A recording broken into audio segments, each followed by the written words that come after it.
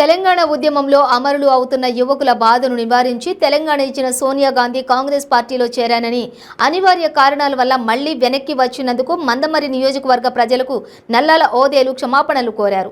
రేవంత్ రెడ్డి ఆధ్వర్యంలో కాంగ్రెస్ పార్టీలో చేరాక నల్లాల ఓదేలు జెడ్పీ చైర్పర్సన్ భాగ్యలక్ష్మితో కలిసి వారి గృహంలో విలేకరుల సమావేశం నిర్వహించారు. ఈ సందర్భంగా వారు మాట్లాడుతూ తెలంగాణ రాష్ట్రం ఆవిర్భావం నుండి టీఆర్ఎస్ పార్టీలో 2009 నుండి 2018 వరకు చెన్నూరు నియోజకవర్గం నుండి ప్రాతినిధ్యం వహించిన మాపై బాల్క సుమన్ అరాచకాలను ప్రతిఘటించడంతో సుమన్ కేటీఆర్ కు చెప్పగా నన్ను పిలిచి పార్టీలోనే కొనసాగండని, వచ్చే అసెంబ్లీ ఎన్నికల్లో ఎమ్మెల్యేగా అవకాశం కల్పిస్తామని మాట ఇవ్వడంతో టీఆర్ఎస్ లో కొనసాగానని, వారు పోయిన ఎన్నికల్లో మాట తప్పి సుమన్ కు టికెట్ ఇచ్చారని, సుమన్ ఆగడాలతో విసుగు చెంది కాంగ్రెస్ పార్టీలో చేరాక ముఖ్యమంత్రి కేసీఆర్ పిలిచి జిల్లాలో ఎమ్మెల్సీగా సముచిత స్థానం కల్పిస్తామని చెప్పడంతో టీఆర్ఎస్ లో చేరానని, వారిచ్చిన మాట తప్పి పార్టీలో కార్యకర్తగానే కొనసాగాలని బెదిరించారని, టికెట్ ఇస్తే పార్టీని మర్చిపోయేవాడిని కాదని, టీఆర్ఎస్ ను బీఆర్ఎస్ గా మార్చిన తీరు బాధ కలిగించిందని అన్నారు. బాల్క సుమన్ తనను బదనం చేసే చర్యలు చేపట్టాడని, అందులో కొనసాగలేకే శ్రేయోభిలాషుల కోరిక మేరకు పొంగిలేటి శ్రీనివాసరెడ్డి నాయకత్వంలో మరలా కాంగ్రెస్ లోకి వచ్చానని తెలిపారు. ఒక సంవత్సరం క్రితం ఈ ప్రాంతంలో ఉన్నటువంటి ఎమ్మెల్యే అయినటువంటి సుమన్ యొక్క ఆగడాలను సుమన్ని కొంచెం పంపించాలని చెప్పని తెలంగాణ ఇచ్చినటువంటి కాంగ్రెస్ పార్టీలో మరి సోనియమ్మ కాంగ్రెస్ పార్టీలో చేయడం జరిగింది. కొన్ని అనివార్య కారణాల వల్ల మళ్ళీ వెనక్కి రావడం జరిగింది. దానికి నేను మనస్ఫూర్తిగా మరి నియోజకవర్గ ప్రజలకు, నా అభిమానులకు, శ్రేణులకు అందరికీ క్షమాపణ చెప్తా ఉన్నా.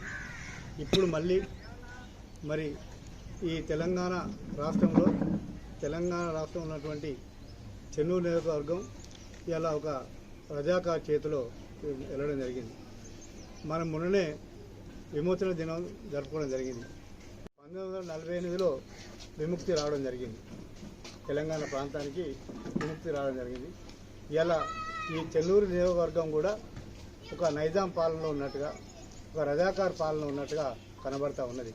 దీన్ని విముక్తి చేయాలంటే ఖచ్చితంగా తెలంగాణ ఇచ్చినటువంటి సోనియమ్మ పార్టీ కాంగ్రెస్ పార్టీతో అవుతామని చెప్పని అలా కాంగ్రెస్ పార్టీలో మరి జాయిన్ కావడం జరిగింది. మరి గతంలోకి వెళ్తే ఆనాడు మరి టీఆర్ఎస్ పార్టీ సుమన్ గారికి టికెట్ ఇవ్వడం జరిగింది. టికెట్ ఇచ్చిన క్రమం లోపల మరి నాకు సముచితమైనటువంటి స్థానం కల్పిస్తానని చెప్పని కేటీఆర్ గారే చెప్పడం జరిగింది. నేను నమ్మడం జరిగింది. అయినా కొద్ది రోజుల తర్వాత ఆయన చేస్తున్నటువంటి ఆగడాలు, మరి జిల్లా పరిషత్ చైర్పర్సన్ కూడా అతను ఇచ్చింది కాదు, పార్టీ మరి పరిశీలించి ఇవ్వడం జరిగింది. ఆ జిల్లా పరిషత్ చైర్పర్సన్ను అవమానించడం, ఈ పార్టీ రాష్ట్రంలో తెలంగాణ రాష్ట్రానికి పుట్టినప్పటి నుండి తెలంగాణ రాష్ట్ర ఆవిర్భావం నుంచి పనిచేస్తున్నటువంటి నేను కావచ్చు, నాకు మిగతా మిత్రులందరూ 2001 నుంచి పనిచేస్తూ ఉన్నాం.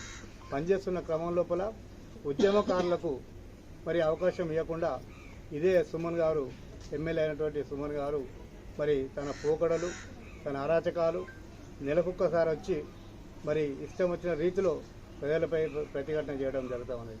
దీన్ని తట్టుకోలేకనే మళ్ళీ మరి కేసీఆర్ గారికి, అదేవిధంగా కేటీఆర్ గారికి మరెన్నోసార్లు విన్నవించుకోవడం జరిగింది.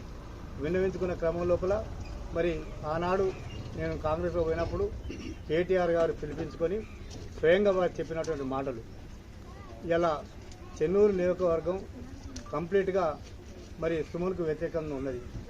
సుమన్కు మరి ఖచ్చితంగా ఓడిపోయే స్థితిలో ఉన్నారు. ఏ సర్వేలు చూసినా కూడా మరి నల్లాల ఓదెలపైనే మరి మీపైన ఉన్నాయని చెప్పి అవి చెప్పడం జరిగింది.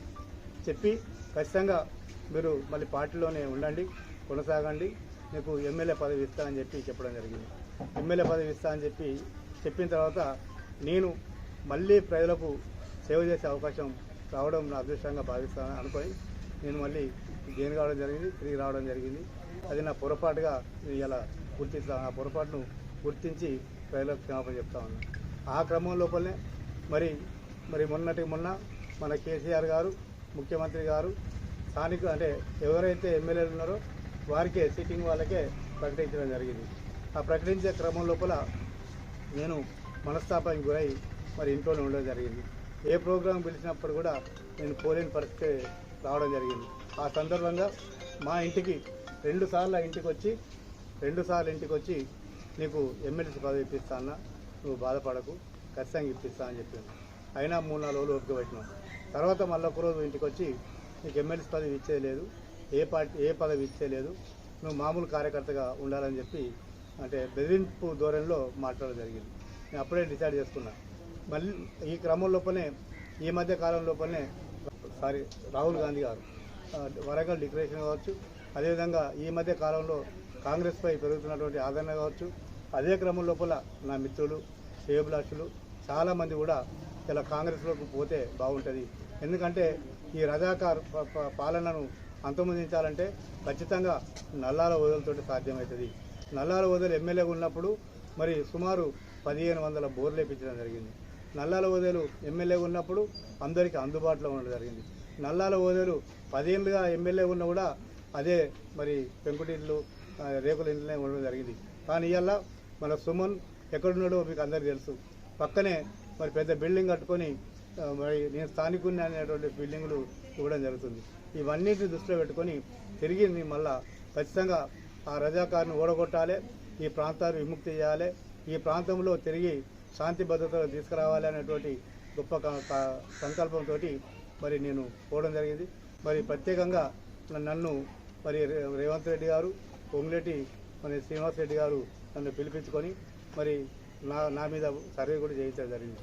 ఆ సర్వే లోపల మరి మనకే అంటే నల్లాల ఓదలు అయితేనే సుమన్ ఓడగొడతాడు, వేరే వాళ్ళు ఓడగొట్టాడు అనేటువంటిది గమనించడం జరిగింది. అదేవిధంగా నేను స్థానికుడిని, ఇక్కడనే పుట్టినా, ఇక్కడనే పెరిగినా, ఈ ప్రాంత అభివృద్ధి కోసమే పనిచేస్తూ ఉన్నా. దీన్ని గుర్తించినటువంటి మరి కాంగ్రెస్ పార్టీ చెప్పడం జరిగింది. అందులో తెలంగాణ అంశంతో ఇలా కేసీఆర్ గారు ముఖ్యమంత్రి అయ్యారు. కేసీఆర్ గారి కుటుంబం ఇలా కోట్ల మరి వాళ్ళే బాగుపడ్డారు తప్ప ఎవరు బాగుపడలేరు. ఇలా వాళ్ళే బాగుపడ్డారు. ఇలా కేసీఆర్ కొడుకు బాగుపడ్డాడు, కేసీఆర్కు మరో కొడుకు సుమరావు బాగుపడ్డాడు తప్ప ఈ ప్రాంత ప్రజలు ఎవరు కూడా బాగుపడలేదు.